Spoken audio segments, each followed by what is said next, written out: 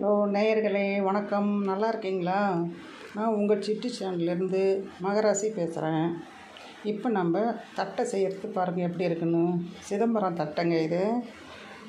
இதுக்கு 2 கப்பு அரிசி எடுத்து நல்லா ஊற வச்சு கழுவி எடுத்துக்கணும் வடிகட்டி. 1 கப்பு பொட்டுக்கடலை, 4 பல் பூண்டு, கொஞ்சம் பெருங்காயம், 3 வரமிளகா, 2 கப் அரிசி ஊற வச்சு கழுவி வடிகட்டி வச்சுக்கணும். 1 கப்பு பொட்டுக்கடலை, 3 பல் பூண்டு, கொஞ்சம் பெருங்காயம், கொஞ்சம் 3 காஞ்ச மிளகாய், கருவேப்பிலை 1 கொத்து. உங்களுக்கு காரம் தேவைன்னா நீங்கள் மிளகா கூட சேர்த்துக்கலாம். இதுக்கு தேவையான பொருள் இது மட்டும் போதும். செய்முறையை பாருங்கள். இப்போ பாருங்கள் நேயர்களே, இப்போ அந்த ஊற வச்ச அரிசி மாவை நல்லா அரைச்சி வச்சிங்கன்னா அதிலே வரமிளகா பெருங்காயம் போட்டு அரைச்சிட்டேன். இதில் வரமிளகா பொட்டுக்கடலை மாவில் போட்டு இது கூட வரமிளகா 3 போட்டு அரைச்சி வச்சுட்டேன். பவுடரை நல்லா நைஸாக அரைக்கணும். இது மாவு, அந்த அரிசியும் பெருங்காயமும் போட்டு அரைச்சி வச்சது. இதிலே கருவேப்பிலையும் போட்டுக்குங்க. இந்த மிக்ஸி ஜாரில் தான் மேடம் அரைச்சோம். இப்போ இதுக்கு இந்த பொட்டுக்கடலை மாவை இதுக்குள்ளேயே போட்டு இதுக்கு தேவையான அளவு உப்பு போட்டுக்கணும்.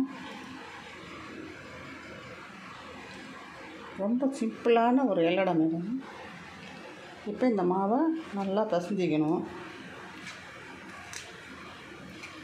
நல்லா பிசையணும். இப்போ இந்த பூண்டு தொல்லை 3 நசுக்கி வச்சதை அதிலே போட்டுக்கணும். போட்டுட்டு கொஞ்சம் ஒரு 1/4 ஸ்பூன் எண்ணெய்,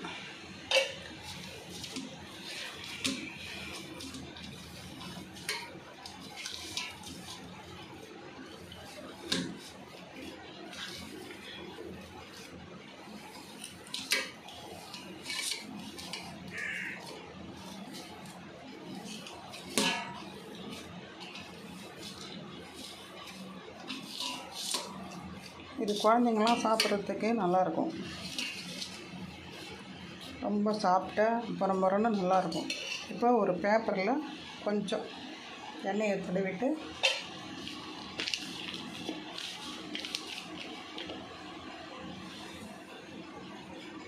உங்களுக்கு எந்த சைஸ் வேணாலும் போட்டுக்கலாம். ஒரு அடுப்பில் ஒரு கடாயை வச்சு அதில் எண்ணெயை ஊற்றி காய வச்சிடணும். எண்ணெய் நல்லா காஞ்சிடுச்சா,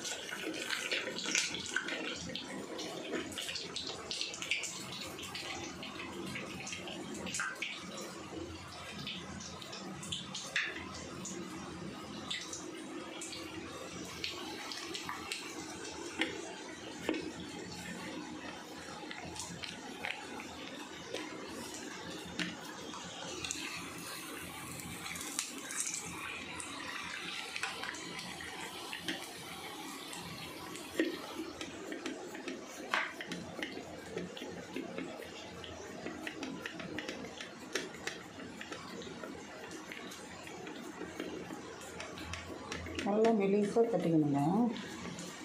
ஈஸியாக வரும் உங்களுக்கு எடுக்கிறதுக்கு. நீங்கள் பெரிய வானல் வச்சு கூட எல்லாம் 4, 5 கூட போட்டு எடுக்கலாம்.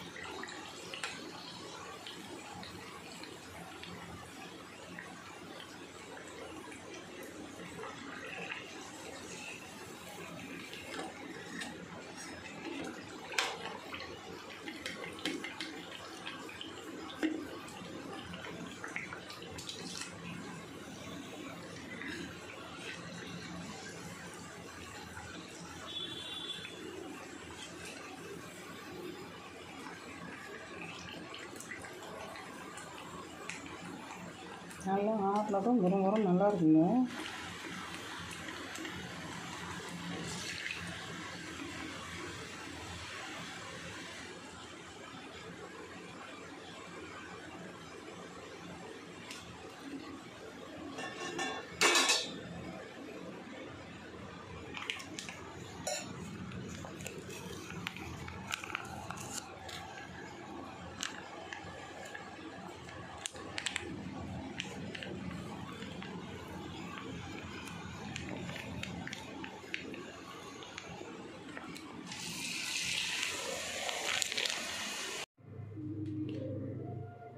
நேயர்களே பாருங்கள், சுவையான சிதம்பரம் வெள்ளாடை ரெடி ஆகிடுச்சி.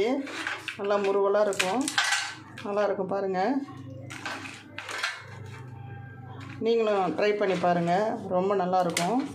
பசங்களாம் நல்லா சாப்பிடும், நல்லாயிருக்கும். அடுத்த இது வேறு ஒரு டிஷ்ஷோடு நான் உங்களை பார்க்குறேங்க. வணக்கம் நேயரே.